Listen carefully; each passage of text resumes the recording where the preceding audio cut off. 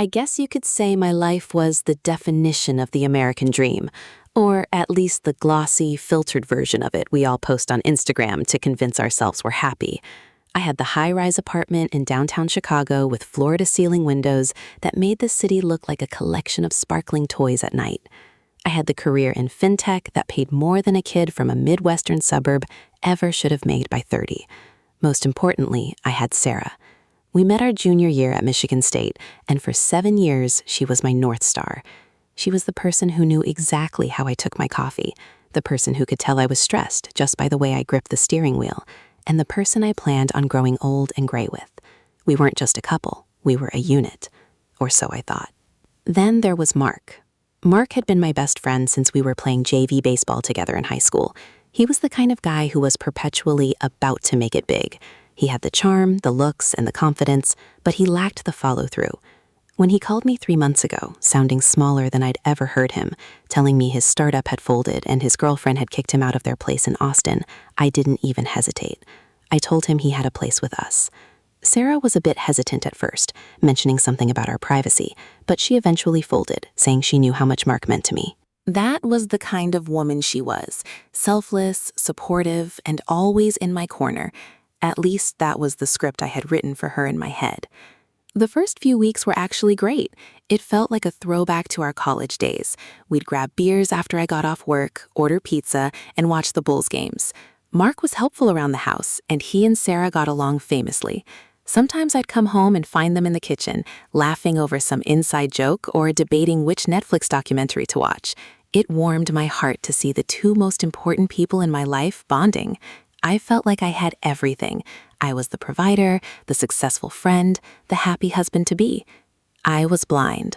The shift happened so gradually, I didn't even feel the temperature changing. It started with small things. Sarah started staying up later, long after I'd headed to bed to catch enough sleep for my 6 a.m. meetings. She'd say she was just finishing a book or caught up in a conversation with Mark about his next big move. Then there were the glances. Those brief, flickering moments when I'd catch them looking at each other across the dinner table. It wasn't a look of friendship.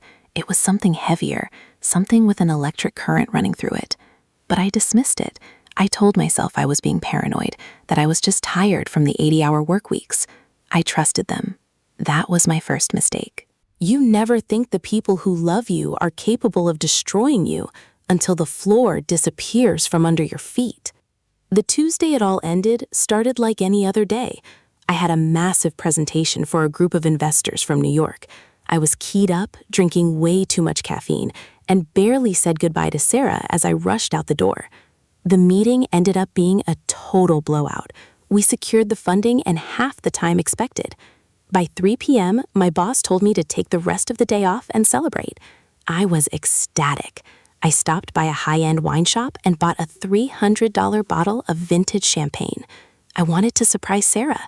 I wanted us to celebrate our future. I remember driving home, tapping my fingers on the steering wheel to the radio, thinking about how lucky I was. I felt like the king of the world. When I pulled into the parking garage, I noticed Mark's beat-up old SUV was still there, which was normal. I took the elevator up to the 22nd floor, my heart light. I let myself in quietly, wanting to catch them off guard, and maybe suggest a celebratory dinner at that steakhouse Sarah loved. The apartment was silent, but the air felt heavy, like the atmosphere before a thunderstorm. I walked toward the kitchen to put the champagne in the fridge, but then I heard it, a soft, muffled laugh coming from our bedroom.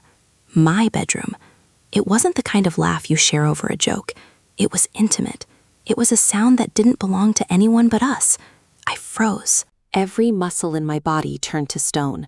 My brain started racing, trying to find a logical explanation. Maybe they were watching a movie. Maybe she was on the phone. But then I heard Mark's voice, low and gravelly, whispering her name in a way that made my skin crawl. It was a tone of possession. I felt a cold chill wash over me, starting at the base of my skull and moving down my spine until my fingers went numb. I dropped my keys. The metallic jingle felt like a gunshot in the quiet hallway. The silence that followed was deafening. I stood there, staring at the closed bedroom door, praying to a God I hadn't spoken to in years that I was wrong, I walked toward the door, my legs feeling like lead weights. Every step felt like a mile. I reached for the handle, my hand shaking so hard I could barely grip the cold metal. I pushed it open. The image is burned into my retinas like a brand. It's the kind of thing you see in movies and think that would never happen to me. Sarah was on our bed, the bed I bought, the bed where we talked about our future kids' names, and Mark was there with her. The betrayal wasn't just physical, it was the look of absolute, unadulterated terror on Sarah's face when she saw me. She didn't scream. She didn't try to hide. She just stared at me with these wide, hollow eyes, while Mark scrambled to pull the sheets up, his face flushing a deep, guilty red. "David," she whispered, just my name. No explanation, no, it's not what it looks like, because there was no way to lie about this. The room smelled like her perfume and his cologne, a sickening mix that made me want to gag. I didn't say a word. I couldn't. I felt like my throat had been stitched shut. I looked at Mark, my brother, the man I had supported when he had nothing. He couldn't even meet my eyes. He looked down at the floor, the cowardice radiating off him in waves. I didn't yell. I didn't throw the champagne bottle. I didn't even close the door. I just turned around and walked out. I heard her start to cry, calling my name, her voice cracking with a desperation that felt fake and insulting. I heard the bed creak as she tried to get up, but I was already at the front door. I grabbed my laptop bag and my coat. I didn't take any extra clothes. I didn't take my passport. I just left. I got into my car and started driving. I didn't have a destination. I just needed to get away from the city, away from the life I thought I had, and away from the person I thought I knew. My phone started blowing up almost immediately. Sarah's name kept flashing on the screen, then Mark's, then Sarah's again. I watched the phone buzz on the passenger seat like it was some kind of venomous insect. Eventually, I reached over, rolled down the window, and tossed the phone out while I was crossing the bridge over the river. I watched it bounce once and disappear into the dark water. I drove for 6 hours straight, heading north. I found myself in a small, nameless town in upper Wisconsin, the kind of place where the air smells like pine and wood smoke, and nobody asks you questions. I pulled into a motel with a flickering neon sign and paid cash for a week. I sat on the edge of the saggy mattress, staring at the wood-paneled walls, and realized I was a ghost. Everything I had built, the career, the relationship, the social circle, it was all gone. It died the moment I opened that door. I didn't feel sad yet. I just felt empty, a profound, echoing hollowness that made me feel like I was floating outside of my own body. I looked at my reflection in the grime-streaked bathroom mirror. I looked like a stranger. My eyes were bloodshot, my hair was a mess, and there was a hardness in my jaw that I'd never seen before. That was the night David, the successful Chicago executive, died. I didn't know who was replacing him yet, but I knew I couldn't go back. I couldn't see their faces again. I couldn't listen to the apologies or the justifications. I needed to disappear. I spent the next few days in a daze. I sold my car to a local scrapyard for a fraction of what it was worth, just to get more cash and rid myself of the last tie to my old life. I bought a Greyhound ticket to Seattle under a fake name I'd seen on a billboard. I wanted to be as far away from the Midwest as possible. I wanted to be in a place where the rain would wash away the scent of that bedroom. As the bus pulled out of the station, I looked out the window at the flat, snowy landscape and felt a strange sense of peace. They had taken my heart, my trust, and my home, but they couldn't have me. I was gone, and I never planned on being found. Seattle was a gray, rain-slicked purgatory that suited my mood perfectly. I arrived with nothing but a backpack full of cheap essentials I'd bought at a Walmart in Montana during a bus layover, and the remaining cash from my car sale tucked into a hidden pocket of my jacket. I didn't want a digital footprint. I didn't want a paper trail. I wanted to be a shadow in a city of millions, a ghost haunting the rainy streets of the Pacific Northwest. I found a room in a boarding house in a gritty part of Ballard, the kind of place where the landlord doesn't ask for a credit check if you pay 2 months in advance in hundreds.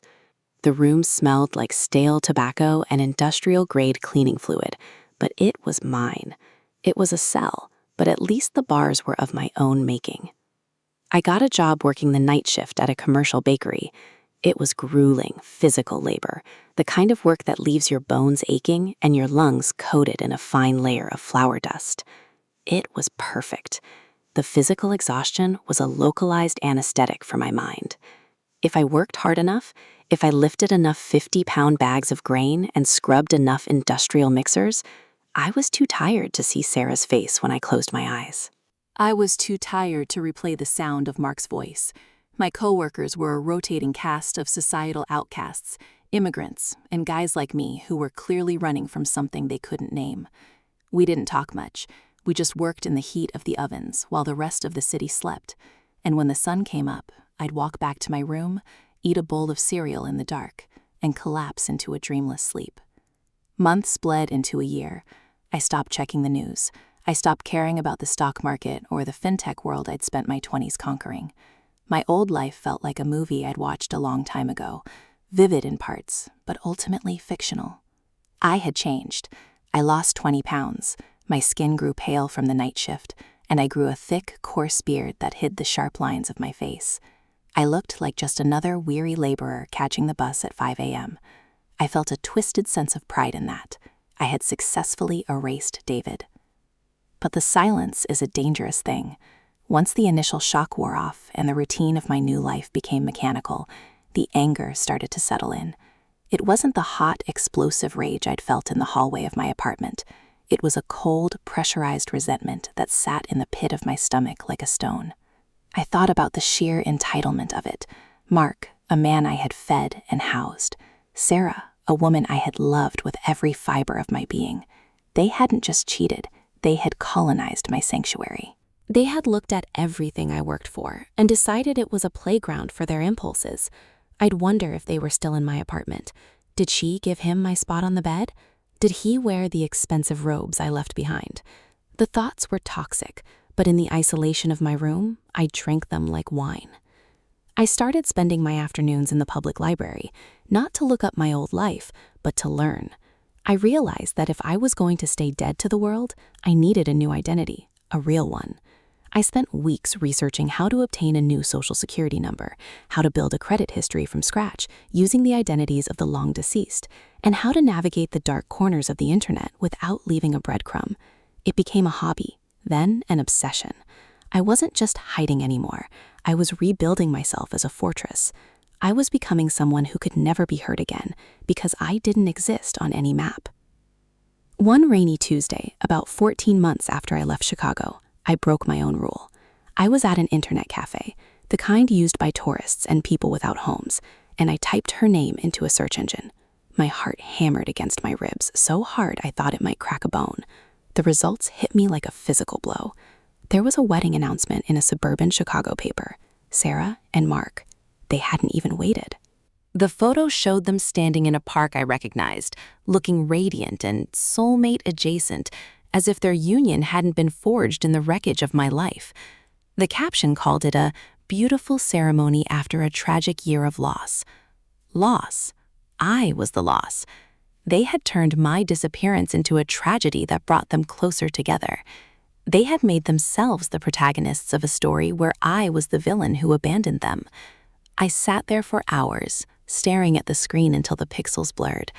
The unfairness of it was a physical weight. They were living the life I had paid for, using the sympathy my death or disappearance provided to cement their bond.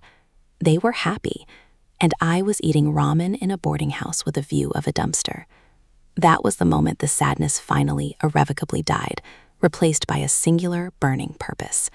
I didn't want them back.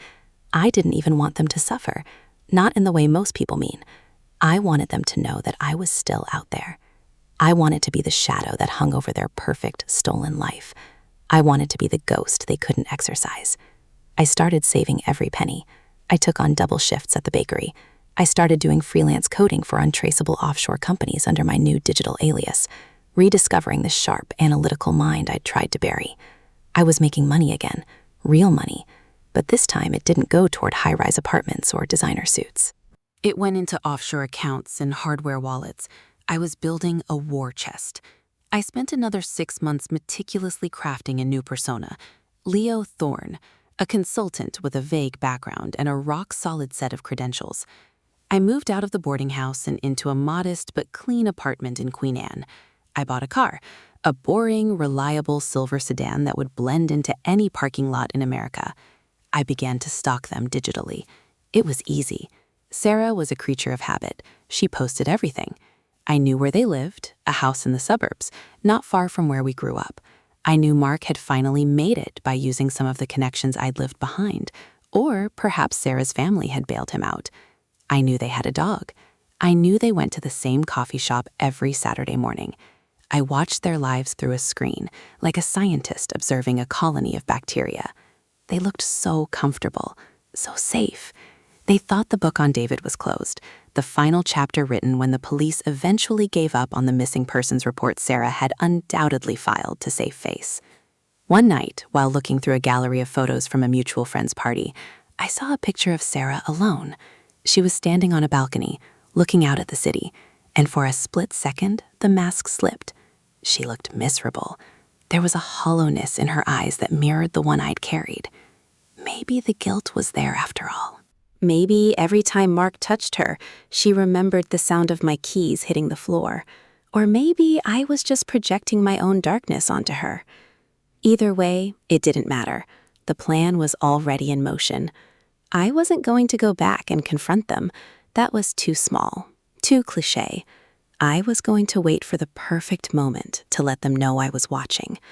I wanted to be the reason they looked over their shoulders. I wanted to be the cold breeze in a warm room. I started by sending a small, anonymous gift to their house, a bottle of the exact vintage champagne I had dropped on the floor that night.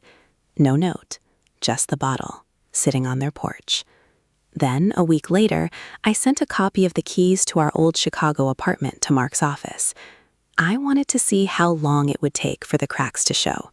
I wanted to see if their true love could survive the return of the man they had buried. I sat in my apartment in Seattle, 3,000 miles away, and watched their social media go dark.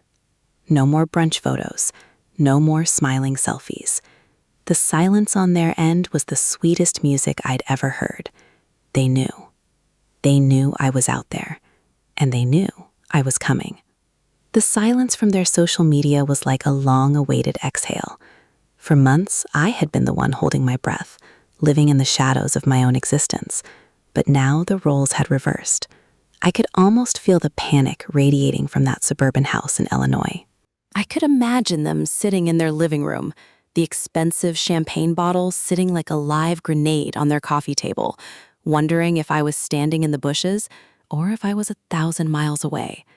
I was a phantom, and a phantom is far more terrifying than a man. A man can be reasoned with, fought, or outrun. A phantom is everywhere. I decided it was time to move. Seattle had served its purpose as my chrysalis, but I couldn't finish this from the Pacific Northwest. I packed my life into the silver sedan.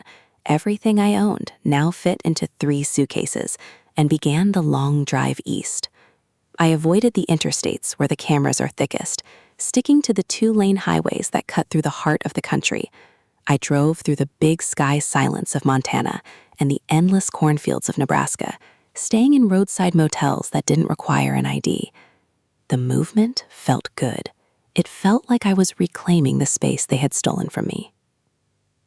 I didn't head straight for Chicago. Instead, I tucked myself away in a small town in Indiana, just across the state line, about an hour's drive from their suburban fortress. I rented a small house under my Leo Thorne identity. It was a quiet, unassuming place with a detached garage where I could work in peace. I spent my days setting up a sophisticated surveillance network. I wasn't just some jilted ex-boyfriend stalking his old flame. I was a professional.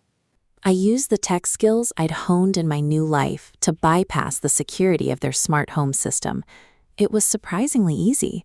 People buy these things for peace of mind, but all they really do is build a digital window into their most private moments. The first time I saw them through the lens of their own living room camera, I felt a surge of adrenaline so sharp and made my hands shake. There they were. Mark was sitting on the sofa, a glass of bourbon in his hand, looking haggard. the golden boy charm had evaporated, replaced by a twitchy, nervous energy. Sarah was pacing the floor, her arms wrapped around her middle, as if she were trying to keep herself from falling apart. They were arguing, but the audio was muffled. I didn't need to hear the words to know what they were saying. They were talking about the keys. They were talking about the champagne. They were talking about me. "He's dead, Sarah," Mark finally shouted, his voice cracking through the speakers of my laptop. "The police said the car was abandoned.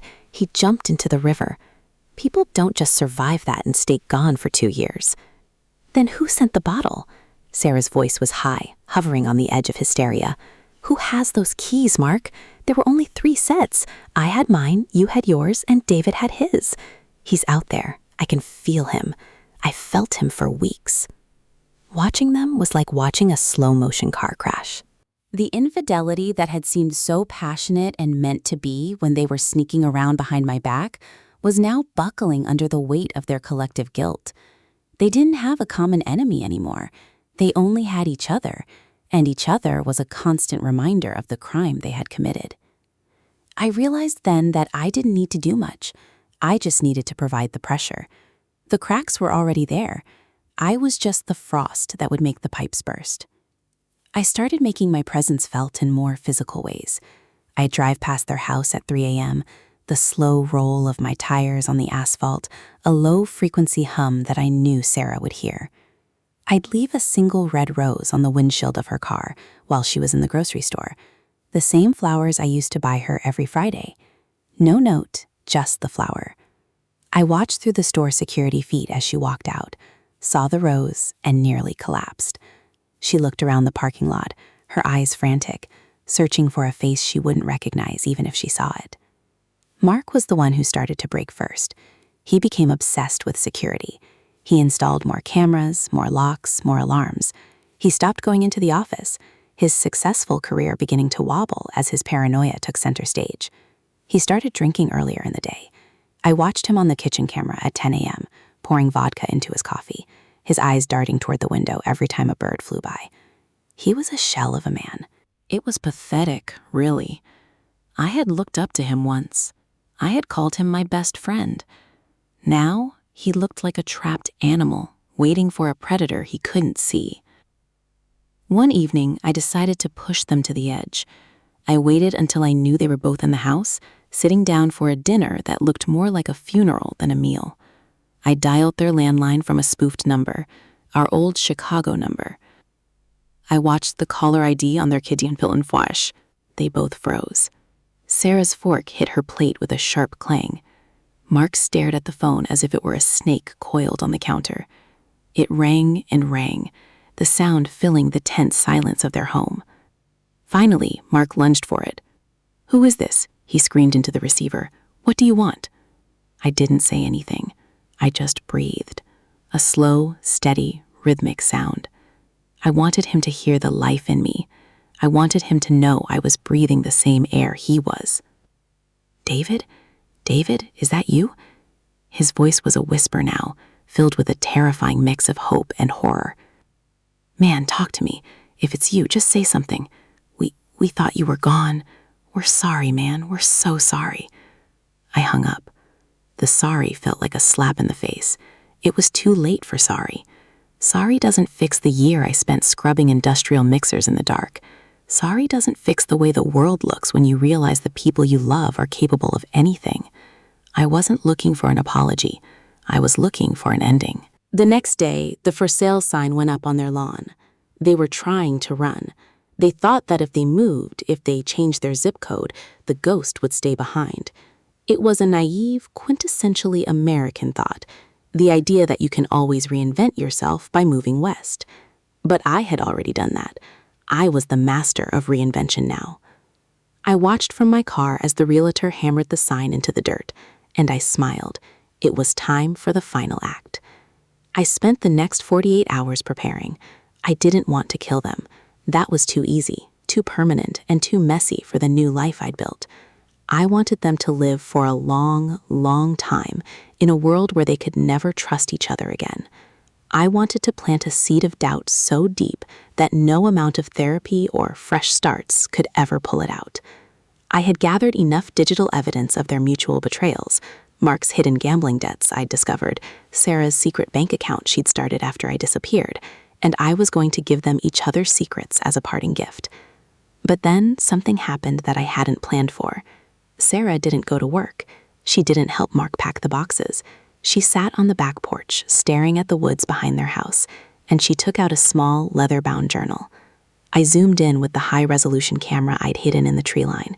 She began to write, her pen flying across the paper, her face wet with tears. She wrote for hours, filling page after page. When she was done, she tucked the journal into a hollow in an old oak tree at the edge of the property, a spot we used to use for time capsules when we were kids, playing in the woods of our hometown. She was leaving me a message. She knew I was there, and she knew where I'd look. My heart, which I thought I'd successfully turned into a block of ice, gave a traitorous thud. I waited until they left the house for dinner, probably one of those desperate, we're going to be okay meals, and I hiked through the woods to that tree. My fingers found the journal. I sat in the dirt, the damp Indiana air clinging to my skin, and I began to read. It wasn't a confession of guilt. It wasn't an apology. It was a story. Her story. And as I read the words she'd written, the entire foundation of my revenge began to crumble. Everything I thought I knew about that night in Chicago, everything I had built my anger on for the last 2 years, was only half the truth. The journal was cold in my hands, the leather damp from the humid night air. I sat there in the shadows of the oak tree, the very spot where we had promised to be best friends forever when we were 10 years old, and I read her words by the glow of a small penlight. Sarah hadn't written a plea for mercy. She had written a suicide note for her own conscience. She detailed the months leading up to my disappearance, but it wasn't the story of a cold-blooded affair. It was a story of a woman who had been drowning in the silence of our perfect life. She wrote about how I had become a ghost long before I actually left, how my obsession with my career and my status had turned me into a stranger who looked through her rather than at her. Then she wrote about Mark. She didn't make him a hero. She described him as a predator who saw the cracks in our foundation and wedged himself inside them. He hadn't been a friend down on his luck. He had been a man looking for a life to hijack, and he used my absence and my neglect as his weapons. But the part that made the air leave my lungs was her description of the night I found them. She hadn't been laughing. She had been trying to end it. She had told him he had to leave, that she couldn't live the lie anymore, and he had cornered her, using the same manipulative charm that had fooled me for a decade. She wrote that when I walked in, her first feeling wasn't guilt. It was relief. She thought I was there to save her. And then I turned and walked out. I sat in the dirt for a long time, the journal resting on my knees. The narrative I had lived by for 2 years, the one where I was the innocent victim and they were the demons, started to blur. I had spent 24 months cultivating a garden of hate, watering it with my own bitterness, only to realize I had been looking at a distorted mirror. I had abandoned her. In the moment she needed me to fight, even if it was to fight with her, I had chosen the easy path. I had chosen to disappear and become a martyr, because being a martyr is easier than being a human who has to face a messy, broken reality. I looked back at the house. The lights were on in the kitchen. Mark was back, pacing the floor again, clutching a bottle. He looked small.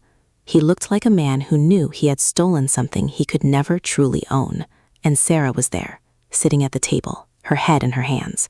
They weren't a happy couple who had moved on. They were 2 people trapped in a prison of their own making, waiting for a judgment that had already been passed. My revenge felt suddenly, hollowly complete. I didn't need to send the files. I didn't need to make the phone calls. They were already living in hell. I stood up and brushed the dirt from my jeans. I realized I didn't want to be Leo Thorne anymore. I didn't want to be the ghost in the woods. That man was just as dead as the David who worked in fintech. I took the journal and walked toward the house, my heart steady for the first time in years. I didn't go to the front door. I didn't go to the window. I walked to the driveway where Mark's SUV was parked, the same car I'd seen in the Chicago garage all those months ago. I took my old set of keys, the ones I had sent to his office, and I scratched a single word into the paint of the driver's side door. It wasn't an insult. It wasn't a threat. It was just a period at the end of a long, painful sentence. I left the journal on the windshield, tucked under the wiper so it wouldn't blow away. I knew she would find it. I knew she would know I had been there, that I had read her words, and that I was finally letting go. I walked back to my silver sedan and started the engine. For the first time, I didn't look at the house in the rearview mirror. I didn't check the surveillance apps on my phone. In fact, as I drove toward the state line, I rolled down the window and tossed the burner phone into the dark weeds of an Indiana cornfield. I drove east this time, not toward Chicago, not toward the life I had lost, but toward the coast. I thought about the bakery in Seattle, the smell of the flour, and the honest ache of a hard day's work. I realized I liked the man I had become when I had nothing. He was stronger than the man who had everything. He was a man who knew that betrayal is a two-way street, and that disappearing is just another way of running away. I wasn't running anymore. I was just moving. As the sun began to peek over the horizon, painting the sky in bruised purples and golds, I pulled into a diner on the edge of the Appalachian Mountains. I sat at the counter and ordered a coffee, black. The waitress, an older woman with a kind smile and a name tag that said Evelyn, asked me where I was headed. I looked at my reflection in the chrome of the napkin holder. The beard was gone. I'd shaved it at a gas station an hour back, and my eyes looked clear. For the first time in 2 years, the hollow feeling in my chest was gone. It had been replaced by a quiet, solid sense of self. I'm not sure yet, I told her, and for the first time in my life, that answer didn't terrify me. Just seeing where the road goes. She nodded as if she understood perfectly. Sometimes that's the best way to find where you're supposed to be, honey. I tipped her well, using the last of the cash I'd made as Leo Thorne. When I walked out of that diner, I felt the cool mountain air hit my face, and it didn't feel like a threat. It felt like a beginning. I thought about Sarah and Mark one last time. I hoped they found a way to forgive themselves, or at least a way to stop hurting each other. But their story wasn't mine anymore. I had written my own ending. I had disappeared a broken man, but I was returning to the world as someone whole. I got into my car, put it in gear, and drove into the light of a new day, finally free of the ghosts that had followed me for so long. The road was open, the map was blank, and for the first time in my life, I was exactly where I needed to be. Do you want me to generate the next part?